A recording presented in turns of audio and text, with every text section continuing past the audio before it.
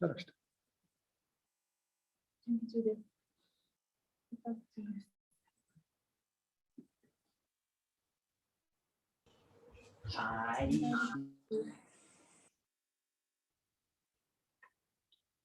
hello everyone, and welcome to this online laboratory tour. My name is Edith, and I will be your guide on this online tour. There are a couple of participants here who have applied beforehand, and they are selected by lottery to participate in the Zoom participation method. Welcome everyone. Now we will visit a couple of places, two sites in Tsukuba, two laboratories in Scuba, one at the Tokyo SKYTREE, and then finally one in Teshio in northern Hokkaido. I hope you will enjoy the tour, and you will be able to ask questions directly to the researchers. So in these three sites and 4 laboratories, our researchers will explain their research in an easy to understand way, and they will introduce the laboratories and some equipment. Okay, now, so let's start our online tour. Are you ready? Okay, are you ready? Yes, then okay, come on, and then let's visit our first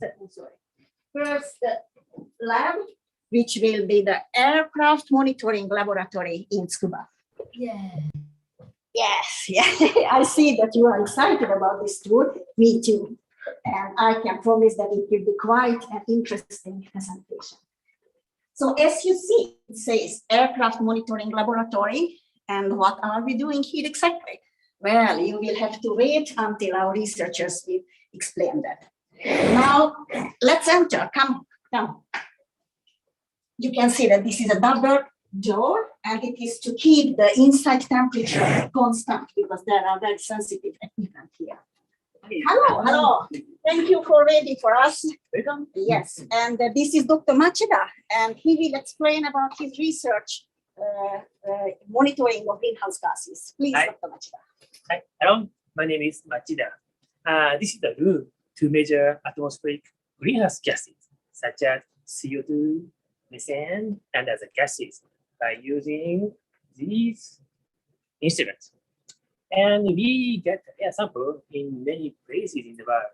And where we got a sample, we see this map. Okay, you can see many places in the world. And you can see green color, blue color, and red color. And green color shows we got the sample in the ground site, such as we got the sample in India, Bangladesh, Malaysia, Hawaii, and other places. And blue color shows we got a data sample by using a ship like this kind of ship. And in our institute, we don't have a research ship. So we asked to the commercial ship to make a collaboration, and the trade company said, yes, we can collaborate. So we thanks to that companies. For example, we got a data between Japan and Australia, or Japan and New Zealand, or between Japan and North America, or Japan and Southeast Asia countries. And we got the data in much southern places, and also we got the data in southern hemisphere. That is very important to understand the global transport of the CO2. And red color shows that we got a sample by using the aircraft. First, we have a 3 aircraft site in Siberia. We use this kind of aircraft over Siberia. And also, recently, we started aircraft measurement using a commercial aircraft collaboration with Japan Airlines. And we can increase the sample site very widely. Okay, and I will explain how to collect the air sample. So we use this kind of glass flask. We call it glass flask. It can see two stopcock with both ends. And we use a pump, and the pump passing through here. First, we open both ends, and then pump can introduce the air. And after we confirm the exchange of fresh air, first we close the end cock, and then air can be compressed. So up to the 2 atmosphere or 3 atmosphere. Then we close the inlet cock. Then we bring back this flask to this room. And it's done. You try to hold. Yes. How Oh, do you feel? yeah, that is very, very light. Much lighter than what I expected. Yeah. Is there nothing inside now, air or nothing? Yeah. This is very relevant because we use it for aircraft sampling. Because the aircraft, we have a limitation for the size and the weight. And other one is the big one. We use it for ship. So for the ship, the limitation is not so strict.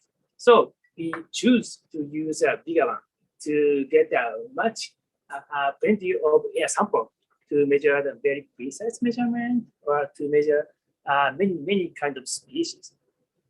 Okay, then I will show our instrument more precisely. Let's move to there.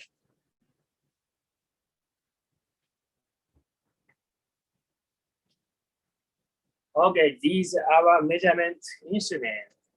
And in a sample, I usually put this tube.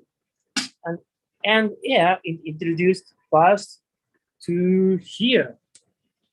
So you can see some bubble, and you can see one. So these white ones, we call it dry ice. Dry ice is very cold, about minus 80 degrees. So air is passing through this tube. The water vapor in sample are trapped in here, and then dry air, only dry air can passing through the instrument. Then I will show the CO2 analyzer. This is CO2 analyzer.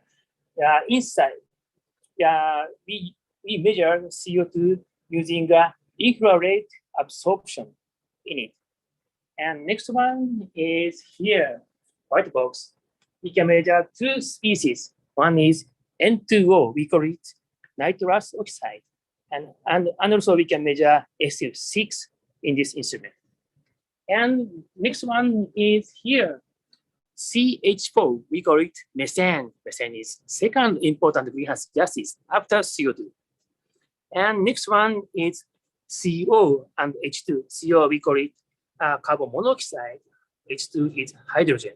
So we can measure 6 species simultaneously by using this instrument. And these instruments are controlled by one computer. So this computer controls open, close, and start a measurement and stop. Well, you can see some peak here. So this is a peak for H2. When we find a high concentration of H2, you can see here. So this is only bottom part. The peak should be like this. Oh, next. You can see a peak of methane to show the red line. Is there any methane? Why not? Any methane? Methane? Come. Oh. Start the peak. Peak should be here. And then peak and go down. And come on. Yeah, we can see a methane peak. So in this sample, there are some amount of methane in the sample. Okay, next I will show some results using this instrument. Let's move to here.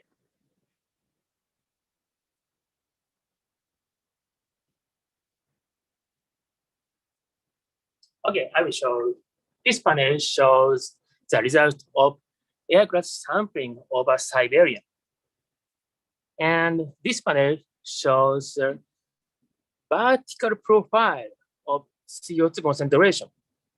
So this shows higher concentration, this shows lower concentration from 0 kilometer to 7 kilometer. 7 kilometer means, for example, you can see a commercial aircraft. The altitude is about 10 kilometers. So 7 kilometers is a little bit below than the commercial aircraft. So we can measure the vertical profile from 7 to 0 kilometers. So upper panel shows the vertical profile from January to August. Lower panel shows from August to December. So in this season, January, February, March, April, the vertical profile shows like this.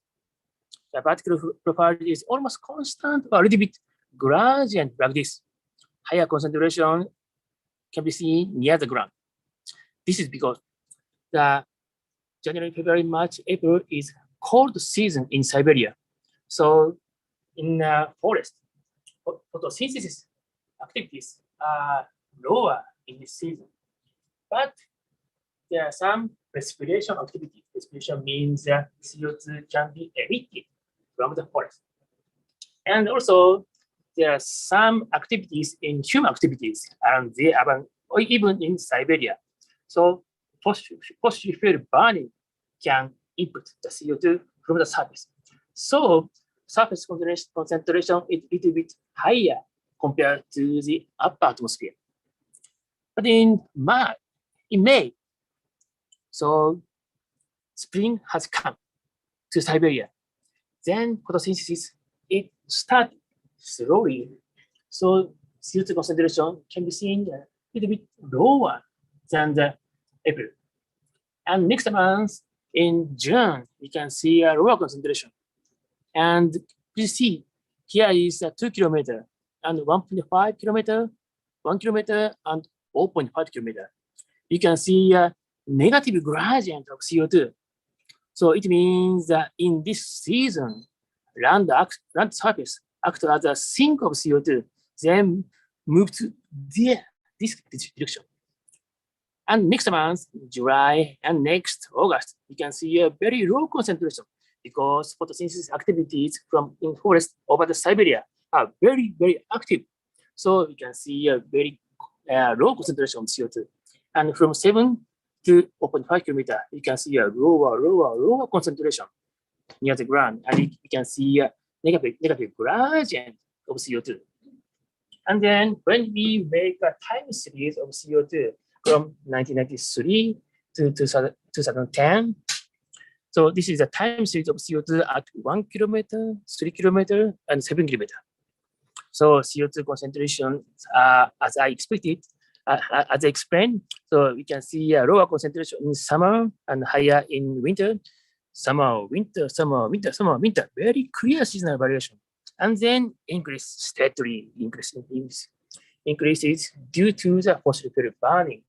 Not only Siberian people, but also our emitted CO2 can be transported to there and make an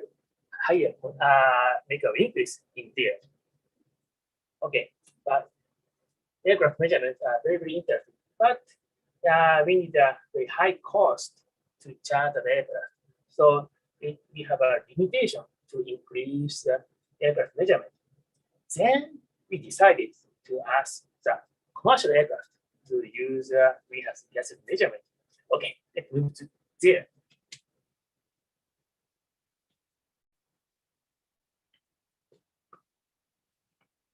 Okay, so we asked the Japan Airline Company for collaboration for the greenhouse measurement. In 2003, we decided to develop 2 new instruments. One is, sorry, this is Japanese one. I turn this to English version. So this is a live. Yes.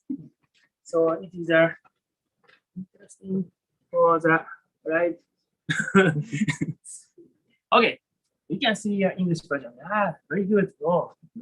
Okay, we developed two instruments. One is CME. CME is a continuous CO2 measurement equipment.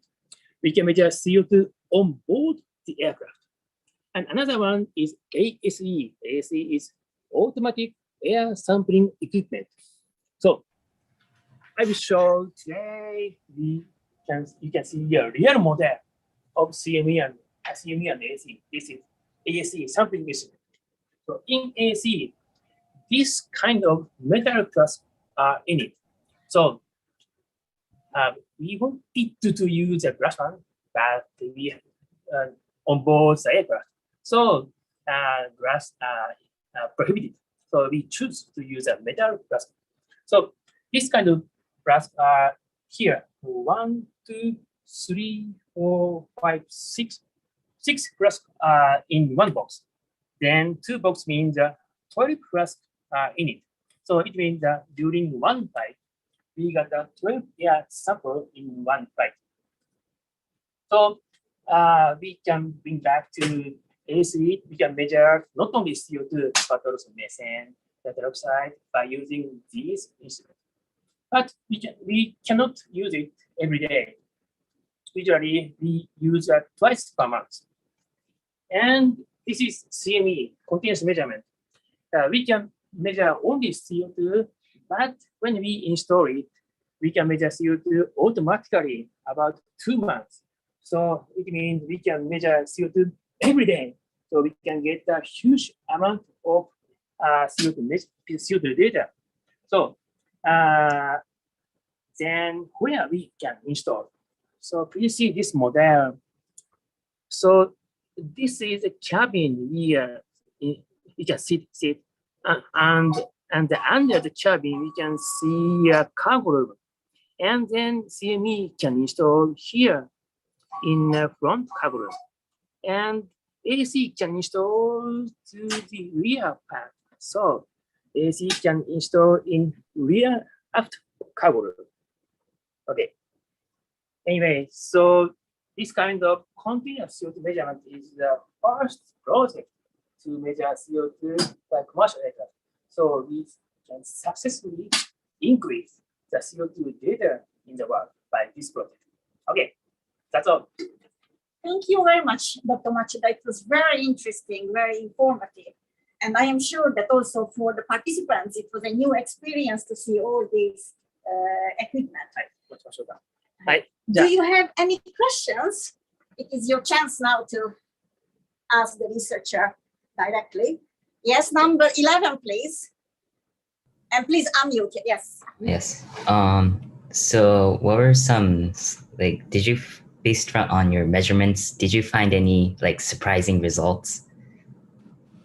Any what? Surprising results. Surprising. Oh, okay. I will show some. じゃあこれを見せましょう。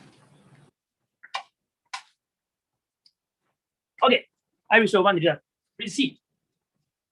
This is a CO2 distribution in latitude, northern hemisphere and the southern hemisphere, and this is the height in March. So we have large CO2 measurement. We can see a map of CO2 in northern hemisphere. In March, we can see a high concentration. In southern hemisphere, we can see a lower concentration.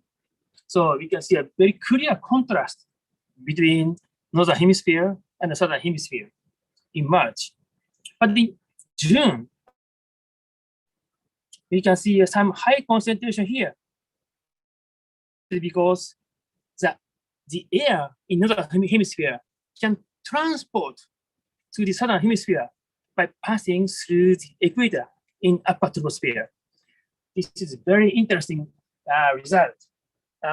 You know, air is transparent, you cannot see. But when we see a CO2, we can see the transport of air by using CO2 concentration. Thank you. Thank you. We have thank you very much. We have time for one more question. Good. Please, if you have any questions, please ask now. Yes, number 4, please. Hello. Hello. My question is, how much does it like ideally cost to create or like apply the machines that are used to measure CO2 emissions? Like, how much would it cost? Cost. Money, yes. Good question. It is not so cheap. And for example, this machine is about $10,000. And this machine is about 10 times higher than this machine. Like this. Yes, thank Yeah. you. Yeah, so it is not hard to buy my private. So I try to get the budget from the government to create, to develop a good machine. Yes, thank you. Are you considering buying these machines and doing research by yourself? Yes, I am very sorry we don't seem to have more time here because we still have other laboratories to visit. But if you have questions about this research, please write an email and we will answer you later. Yeah. Thank you very much. It Thank was you. very interesting.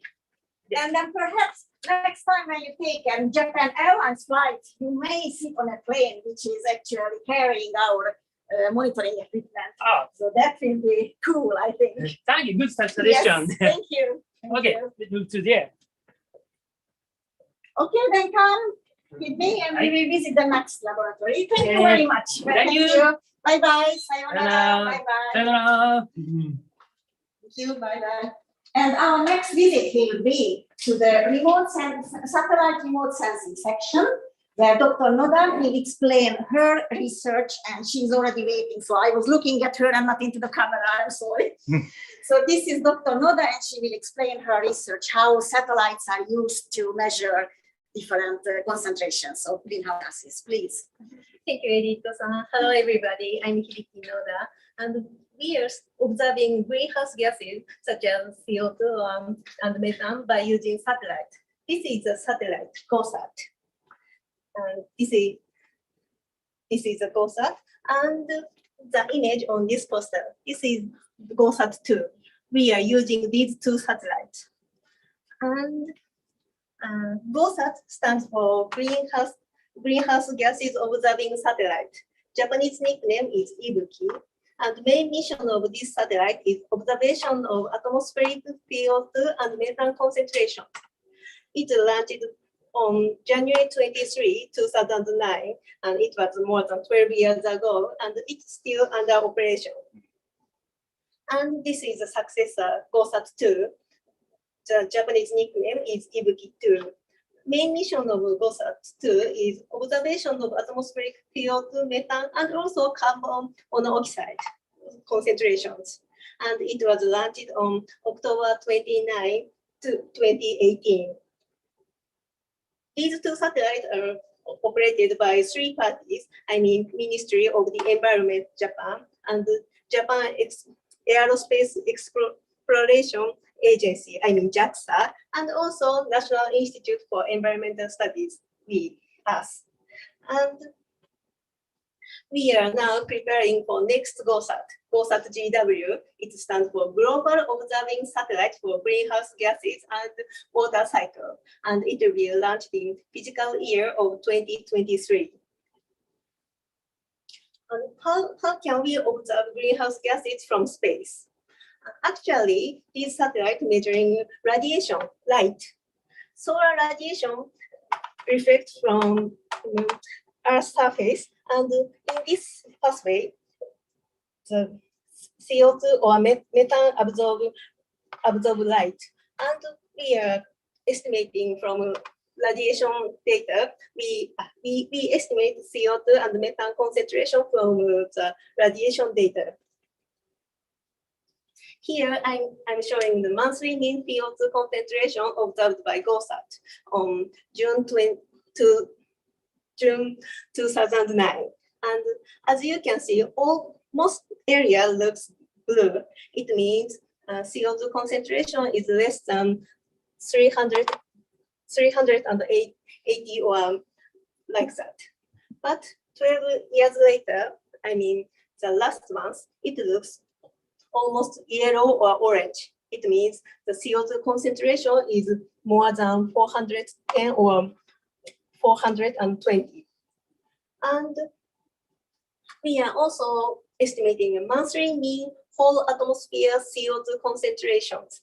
I mean, whole concentration of whole atmosphere of the Earth.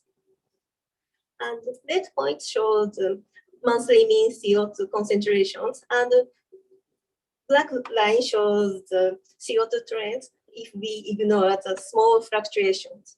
As you can see, it keeps on fluctuating, but in total, it has increased like this. And in the last month, it was 14.2 ppm, and CO2 growth rate in the past 1 year was 2.6 ppm per year. And let's focus on the seasonal pattern of CO2 concentrations. In every year, the CO2 concentration is minimum at August, and it reaches peak at May. And so, why does CO2 concentration change seasonally like this? It's related to the activity of vegetation. This period is summer in northern hemisphere, so photosynthetic activity of vegetation is very strong. So vegetation absorbs a lot of CO2. On the other hand, after August, it is autumn or winter in northern hemisphere. So CO2 fixation by the vegetation is very little. So as you can see, it is necessary to understand the photosynthetic activity of the vegetation. So many researchers think that how can we observe the photosynthetic activity? There are a lot of methods, and now GOSAT and GOSAT2 can help it. GOSAT and GOSAT2 can measure SIF. SIF stands for solar-induced chlorophyll fluorescence. Maybe this word is never familiar for you, but this is closely linked to photosynthetic activity itself. Here I'm showing CO2 observed by GOSAT2 in summer, I mean August 2019. And as you can see, East Asia, the SIF value is very high. I mean, it looks yellow or orange or red. It means SIF value is very high in this area. And also in Europe or in home belt in USA, in this area, SIF value looks so high. In this season, there are a lot of plants and vegetation fix a lot of CO2. On the other hand, this is winter in northern hemisphere, February 2020. As you can see, north part of the Earth looks dark blue. It means SIF value is very low. During this season, the vegetation, the photosynthetic activity of the vegetation is very small, so SIF value looks so low.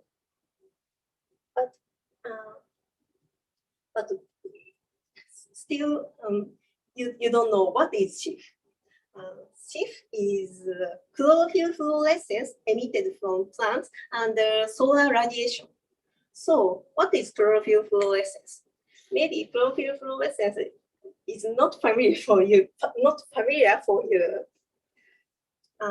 Chlorophyll fluorescence is emitted by green leaves. Green leaves include chlorophyll, which is a green pigment, and it absorbs light and make energy. And by using this energy, plants can fix CO2 as sugars.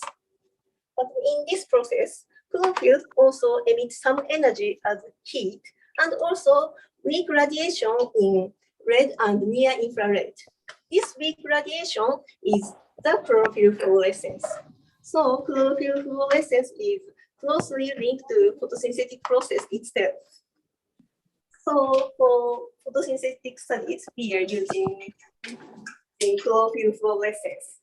But maybe most people never see the chlorophyll fluorescence. So let's see the chlorophyll fluorescence and the LED lamp, very common lamp.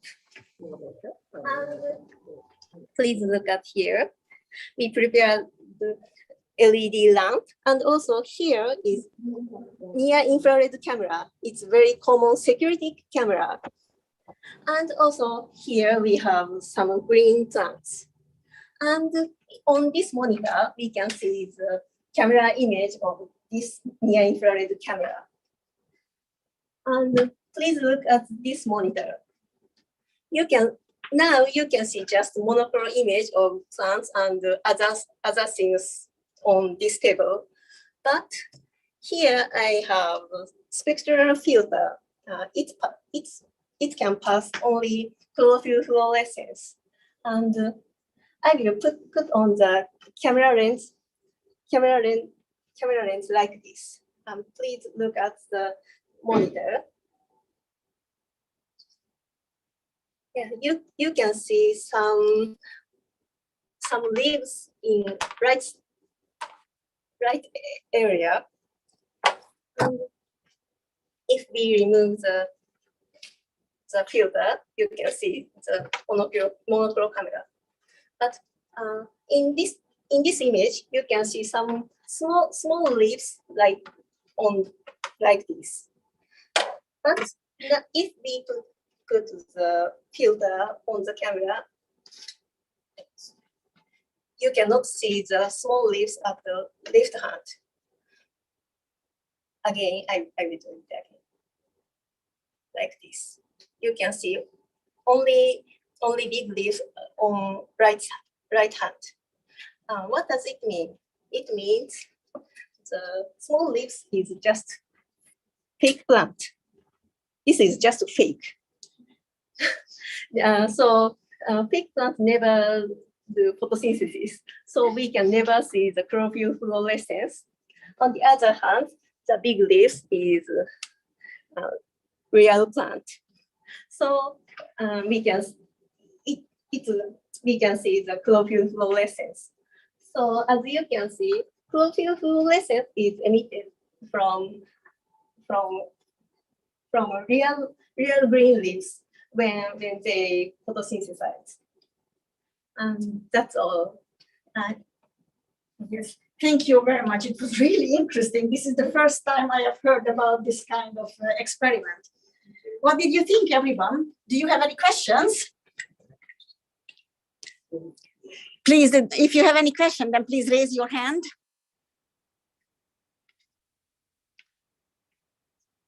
Sorry, we have to, yes.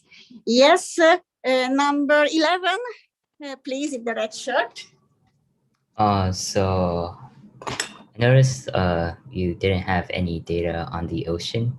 So is that because it's photosynthesis? So you just you don't measure that there? Because based on what I know, which might be wrong, I think plankton or algae play a role in also like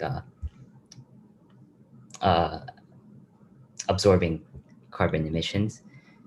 So is your technology just not capable of measuring the gathering data on the ocean?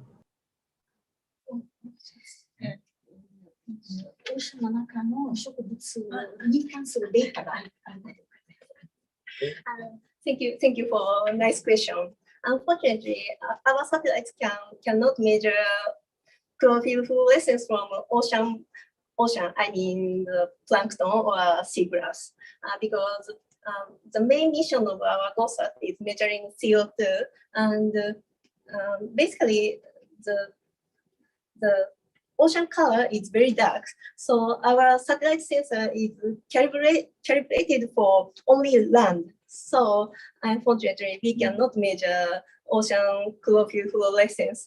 But now there are some plans to make a new satellite in other countries. Thank you. Yes, thank you very much. Anybody else? Any more questions, please? No more questions. You don't. Please don't miss your opportunity to ask directly to the knowledgeable. Yes, number 3, please. Yes. Please unmute your, yes. Hello. My question is, she just showed about like the carbon dioxide emissions and like the monthly carbon dioxide emission for like each year. How can this data be used to inform like normal people or just people in general to change their ways on how humans influence global warming or influence the increase in carbon dioxide emissions? Basically, the carbon dioxide is increasing because of human activity. And as you can see, the CO2 concentration grows 2.6 ppm every year. So it's because of human activity. Yes, thank you very much. Now I see that number 14, you are also raising your hand. Do you have a question? Yes, hello. A quick question, yes. So based on like the level of SIF you have measured, what's the relation between the level of SIF and the level of like greenhouse gases? Mm-hmm. Like, does it have a big impact on the amount of carbon dioxide or greenhouse gases? Yes, yes, it's right. And for example, in Amazonian forest, there are good correlation with CO2 concentration and also SIF value.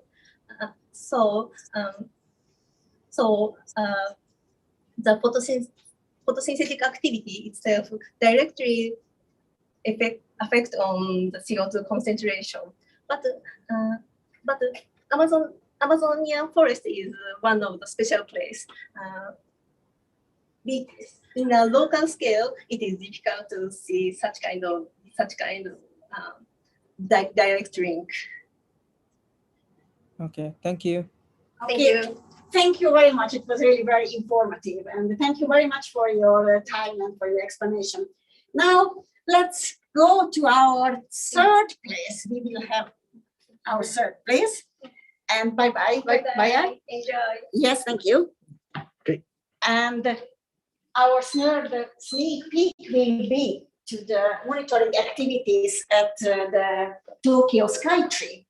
Unfortunately, because of the COVID-19 pandemics and because Tokyo was issued a new state of emergency, our researchers are not on place in Tokyo. So they are here and they will explain their research instead by pre-recorded material and some videos.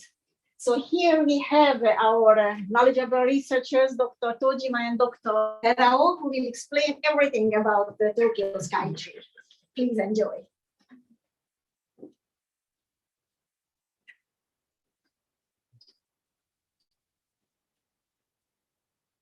Yeah, today we introduce our observation of greenhouse gases at Tokyo SKYTREE.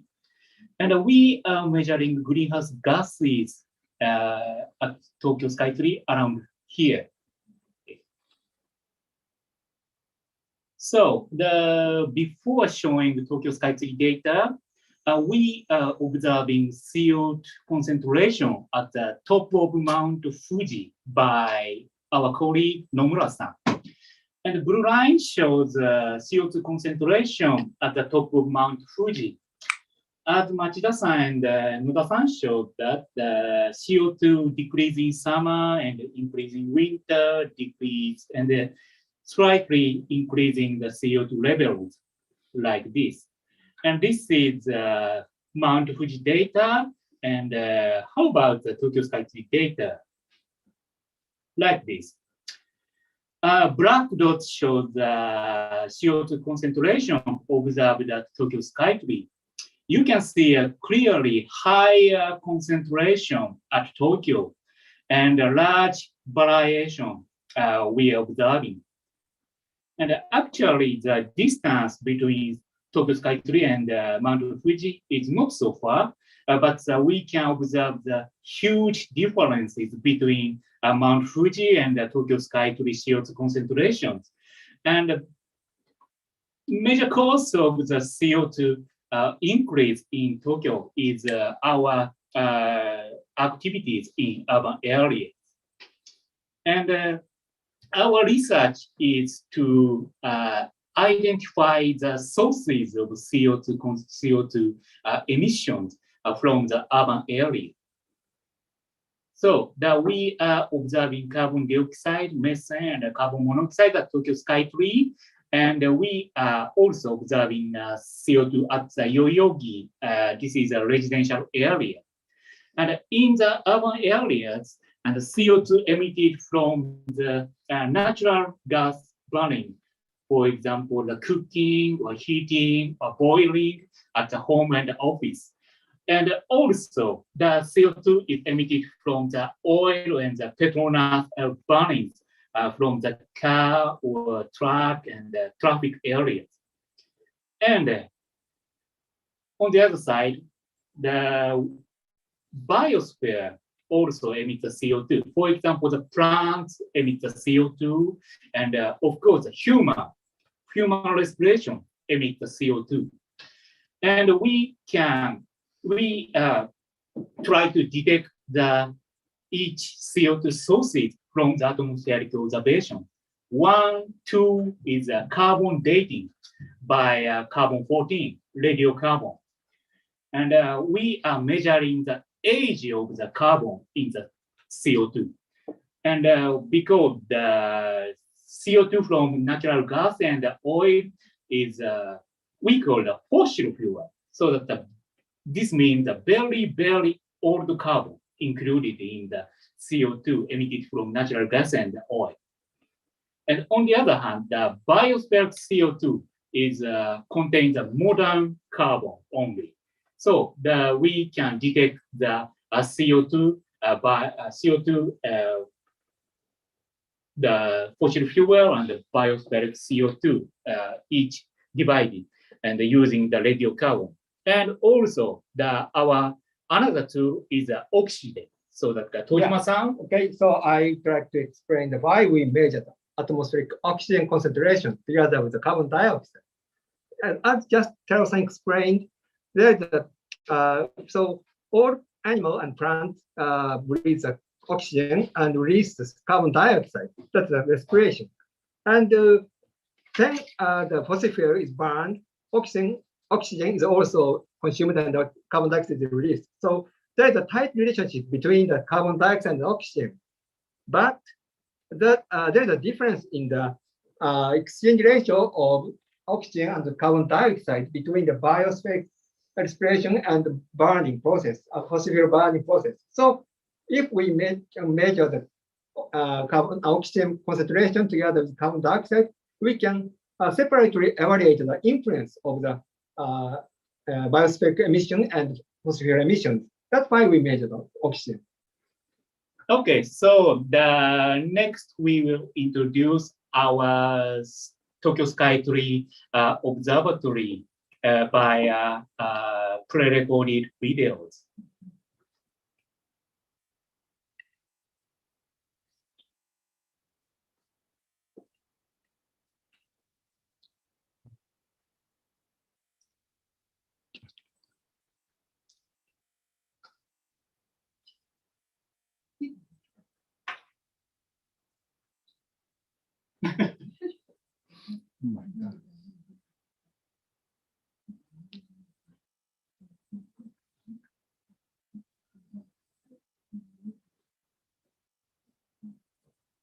はい、ではスカイツリーの堀本さんです。はい、今日は外を案内していただきます。はい、スカイツリーの堀本です。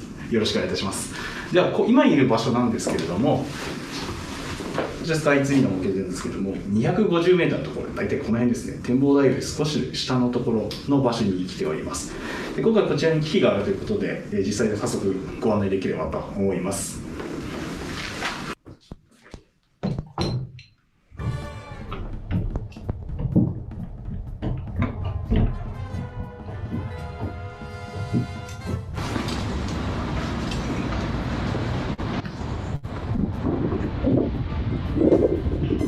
はい、外を出ていただきますと、荒川が流れていまして、今、左手といいますか、ちょっと柱の方につくばが広がっております。あとは近くにそうですね、鉄道が走って見て取れるかと思います。一応こちらなんですけれども、下を見ていただくとですね、普通の床ではなく、こういう網目状の床になってまして、非常に臨場感のある床になってますので、結構怖い場所になってます。いいですね。上を見上げていただけると、いろんな足場があると見えるんですが、ちょっと、屋根みたいなものが見えればですね、そこが340メートルにある展望台、展望デックという展望台の場所になっています。展望台よりも少し下の場所であるということを認識いただければと思います。はい。では、早速ですが、この場所ですね、ご案内できればと思います。はい。では、我々が撮っているところご案内します。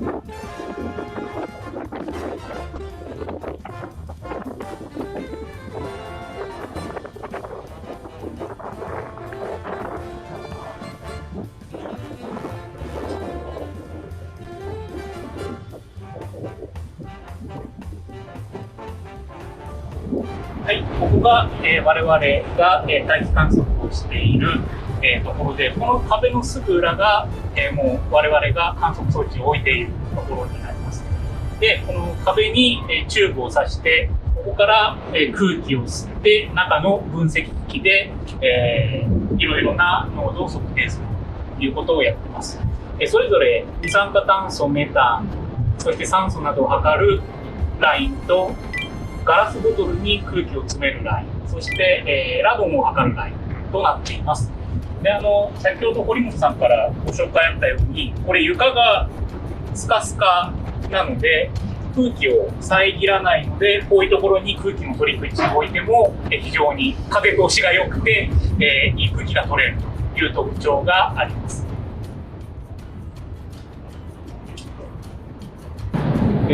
我々国立環境研究所は2016年からスカイツリーで温室効果ガスの観測を行っていますけれども、スカイツリー的にどうですか、評判みたいなそういうのありますか？はい、評判ということではないんですけれども、国立環境研究所様をはじめとしましたスカイツリーというのはですね、いろいろ雷が落ちたりとか、雲に覆われたりとかいうような環境があったりしますので、そういった気象関係といった研究として入られている方がいくつかございます。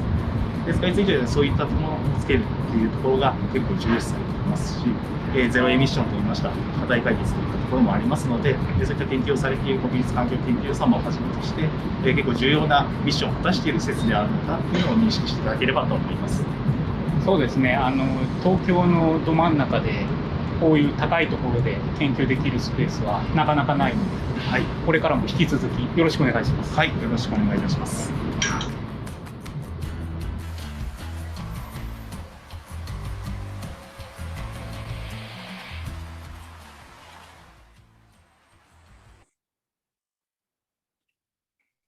Okay, so did you enjoy the view of Tokyo City from observation platform?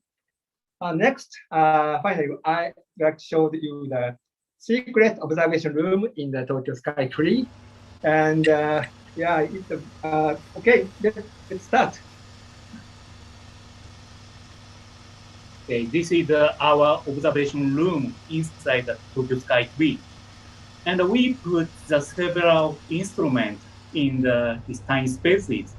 Okay, so this tube is air intake sampling lines, and just behind the wall, you can see the outside in the previous video.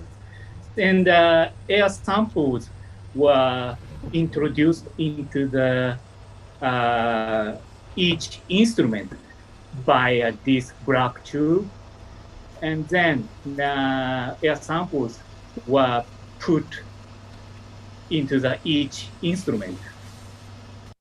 Okay, the first is a Flask sampling instrument.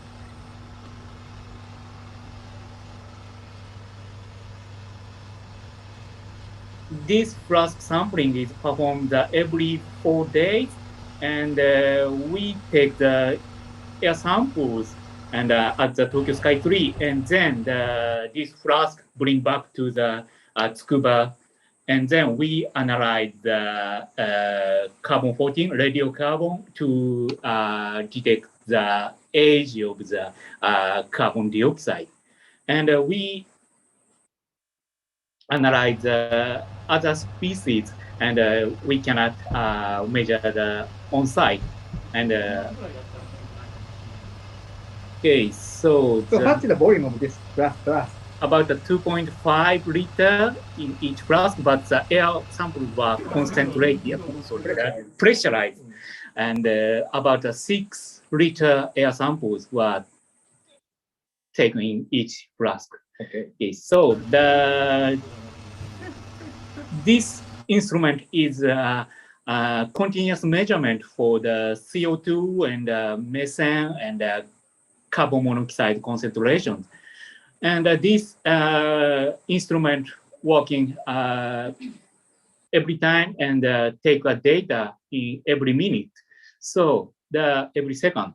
And now the CO2 concentration at Tokyo SKYTREE about 1 hour ago is about 416 ppb, and a little bit lower concentration we observed today. And this is air cylinders. Oh, okay, so this is time is coming. So this is so this is the oxygen measurement systems.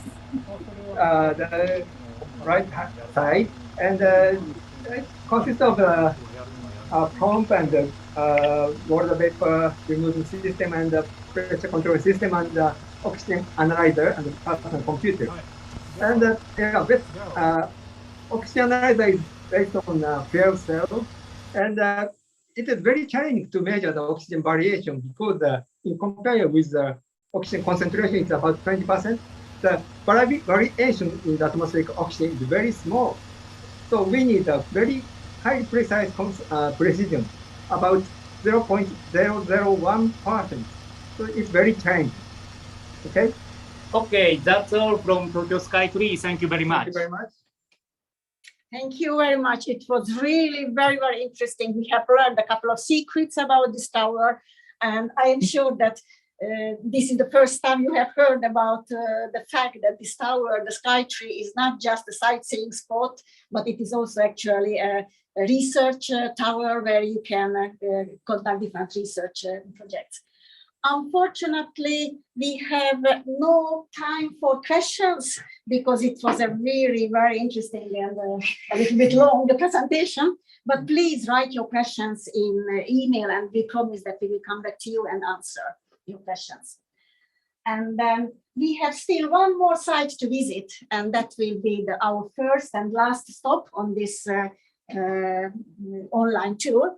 And we will visit now the Teshio site here at the very northern part of Hokkaido. Everybody in Teshio, Dr. Yang and everybody there, are you there? Can you see us? Can you hear us?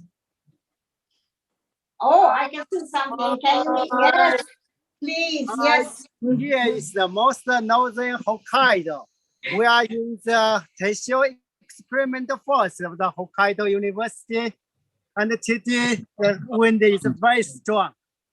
First, can sequestrate a large amount of carbon by photosynthesis, but the forest can also release a lot of carbon dioxide by cell respiration, and the cell respiration can increase exponentially with the increase of temperature. Our group, we developed the automated chamber systems for long-term continuous measurement of the cell respiration.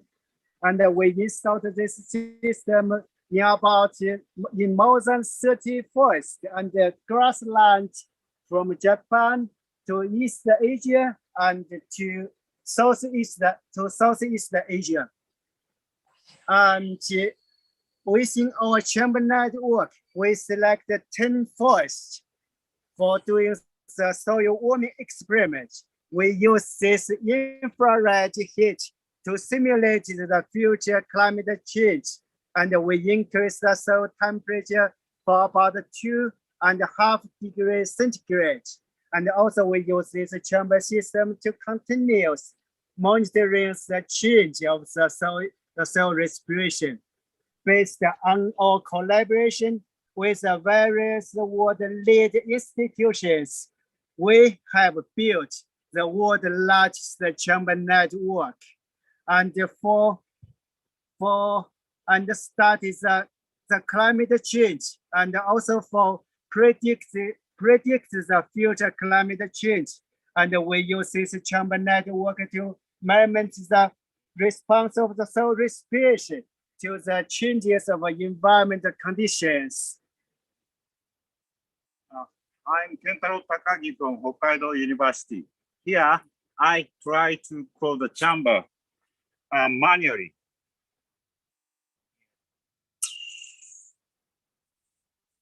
Just after closing the chamber, CO2 concentration inside quickly increase owing to the CO2 efflux from the forest soils. And we are observing automatically. And we prepared 2 treatments for the experiment. The first one is warmed by 3 degrees Celsius by using these kind of heater. And another one is observed under natural condition. And let me show you the now live observing data. Now, these red lines show the CO2 concentration now observing. And you can see the CO2 increase after closing. Chamber closing is here, then sharply increasing. And these groups are warm treatment. And you can see the slope is very steep compared with other natural condition. And by comparing these 2 treatments, we can evaluate the warming effect on the soil CO2 efflux. And from the 14 years observation, now we understand that the soil warming enhanced the microorganism activity to decompose the soil carbon. And such effect is long lasting for decades.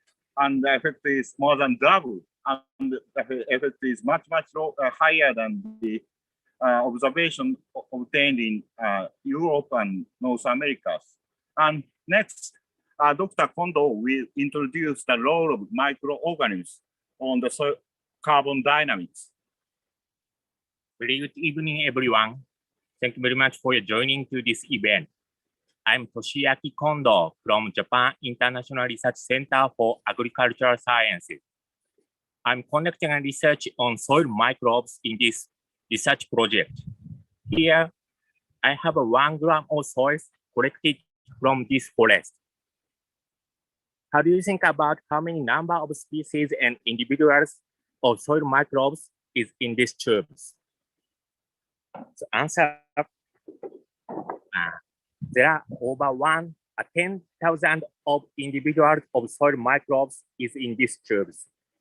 And the number of species reached around 500. Some of these species release greenhouse gas, such like CO2, CH4, and N2O. On the other hand, some other species absorb these GHGs. By using a genetic analysis, I'm going to clarify the effect of climate change on dynamics of soil microbes and subsequent effect on global climate. So next, I want to introduce Dr. Koarashi. Hello, thank you, Dr. Hello, I'm Jun Koarashi from Japan Atomic Energy Agency. We are measuring radiocarbon, radioactive isotope of carbon in soil and carbon dioxide to investigate the time scale of carbon cycling in this forest ecosystem. And radiocarbon has a half-life of 5,730 years. Because of this unique property, radiocarbon measurement for soil and carbon dioxide released from soil enable us to evaluate how long carbon has resided in soil. So with very nice teamwork, we are conducting our researches, focusing mainly on the influences of global warming on carbon storage potential of soil in various forest ecosystems across the Asian region. So radiocarbon content is very small, approximately only 1 per trillion of carbon isotopes. So how can we measure such a small amount of radiocarbon? Dr. Ando-san will explain. Thank you. Hello, I'm Mariko Ando from Japan Atomic Energy Agency.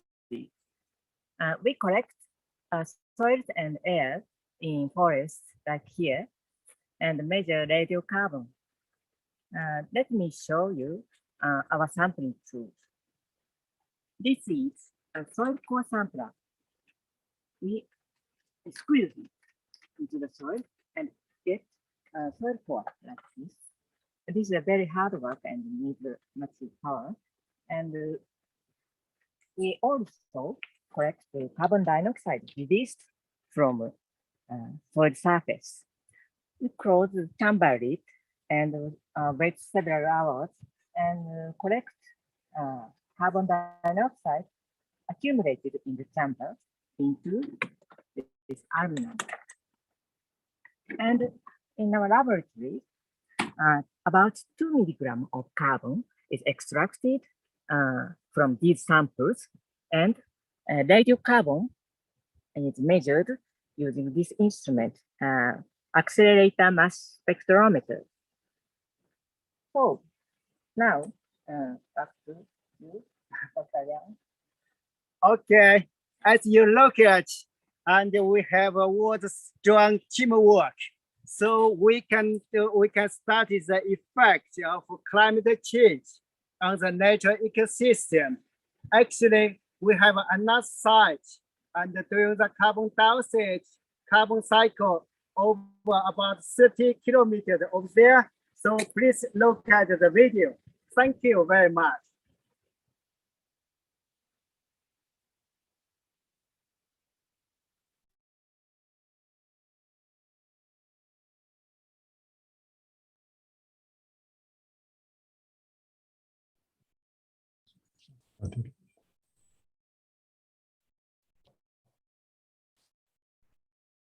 Second.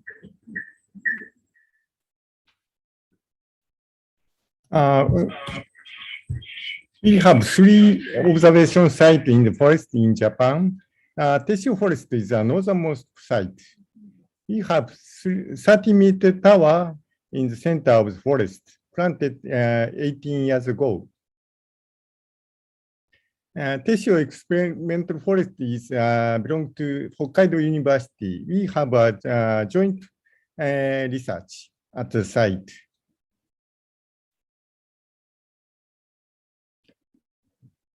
It has passed 19 years since tree planting.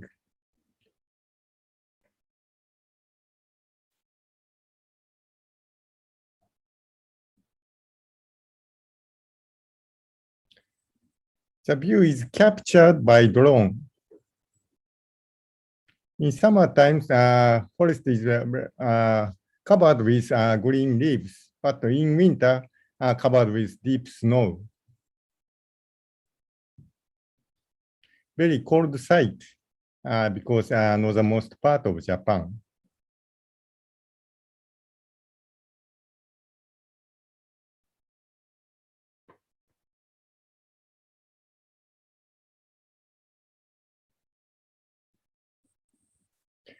This is the top of the tower. We use the three-dimensional sonic wind sensor and gas sensors on the top of the tower. We measure long-term trend of carbon dioxide and water vapor on the top. This is soil respiration chambers. This is a view in the monitoring room below the tower. We can monitor the change in the vertical wind speed and CO2 concentration. Blue line is the vertical wind speed, and the red line is the CO2 concentration. When the ecosystem uptake carbon dioxide, we can find clear inverse correlation between the red line and blue line.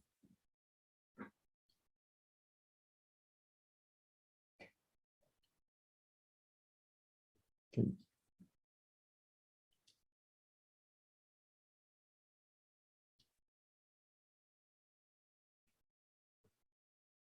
During the systematic carbon dioxide, we can find clear correlation between vertical wind speed and carbon dioxide.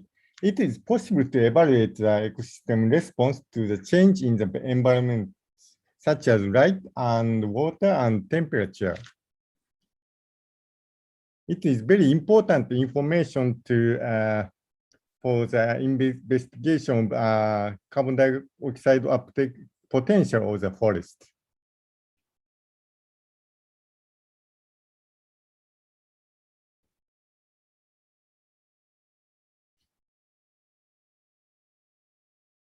We accumulate the very large amount of various data in the site.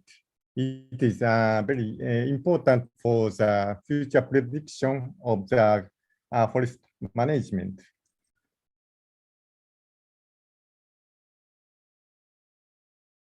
2 weeks ago, we go to the tower site.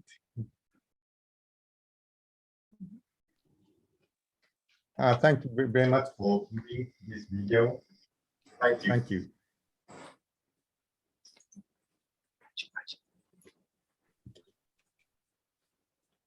Okay, thank you very much. This was really very interesting. And now actually we have some time for questions. So if you have questions, please raise your hand. Yes, number 8, Ms. Girl, please. What are some of the difficulties you faced while measuring the greenhouse gases? Sorry, we can't hear you very well. Just a minute, please. Can you repeat your questions, please? What are some of the difficulties that you faced while you're measuring the greenhouse gases? Sorry, why? What are some of the difficulties that you faced while measuring the greenhouse gases? Yeah, okay. What are the difficulties when you measure greenhouse gases? One difficulty is change in the greenhouse gas is very small. So we have to employ the very precise measurement device. And the management of measurement system is also important. It is very important to conduct keep a good condition of measurement system on the site. So we collaborate people, researchers and other workers on the site. Okay. Thank you very much. And now I am afraid this is the end of our tour. And thank you very much everybody that is joining us, and I hope you enjoy this tour. And now I want to thank all the people who have contributed and helped us to realize this tour. There are many others who are not on this list, and without their help and great efforts, we wouldn't have been able to realize this online tour. Thank you very much. And thank you very much, everybody who stayed here at the end of this online activity. And I hope you enjoyed the tour, and I hope we can see you again soon, and hopefully in person after the end of this COVID pandemic. Thank you very much, and bye-bye. Bye-bye.